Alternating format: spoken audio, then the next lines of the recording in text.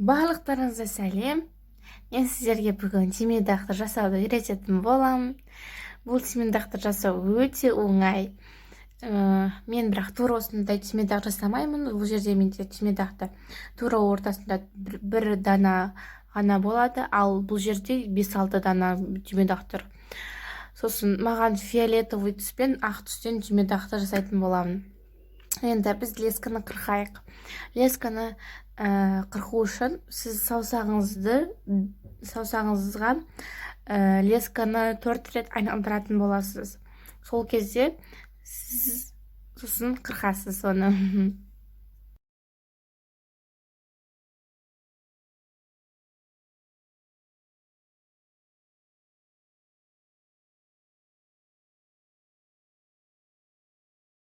Біз енді 8 дана фиолетовый бисерді лесканың ішіне кіргізетін боламыз.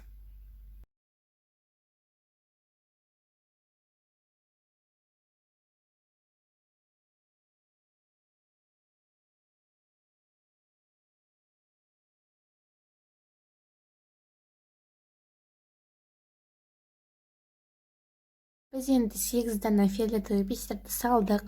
Сосын бізге түймедақты жасау үшін фиолетовый бисер домалақ пішінді болып шығу керек. Біз ол үшін лесканың соңын аламыз да ең бірінші алған бисерға кіргіземіз. Сонда бізде домалақ пішінді болып шығады. Міне біз енді ол түймедақтың фиолетовыйын ортаға қою керекпіз. Енді біз ақты саламыз оның ішіне. Бізде түймедақ шығу үшін. Енді оң жақтан 3 бисерді санаймыз, сол жақтан 3 бисерді санаймыз. Сонда бізде асты жағынан 1 бисер қалады. Сол жерге ақ бисердің соңын кіргізетін боламыз. Сонда бізде түймедағымыз әдемі болып шығады. Біз енді оның қалаған түстеріңізбен сыртын толтыру керекпіз. Біз лесканың оң жағын толтырып болғаннан соң, біз оның бір шетін зажигалкамен жандырамыз. Өйткені біз екінші жағын толтырып жатқан кезде шығып кетуі мүмкін. Енді бізде сақина шығу үшін ол домалақ болу керек қой. Енді біз домалақ жасаймыз.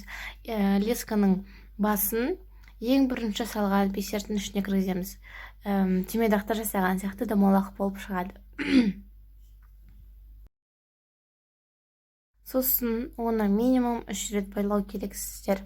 Байламасаңыздар, ол шығып кетуі мүмкін. Либо оны жазгалкамен өртесеңіздер де болады. Мен оның екеуін де істедім.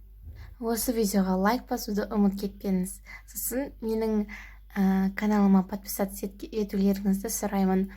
Және де менің жаңадан шыққан видеоларымнан қалып қалмас үшін колокольчикті басуды ұмытпаңыздар. Енді бізде өте осындай әдемі түймедақпен сақина шықты. Мен сіздерге осыны жасауға ұсынамын.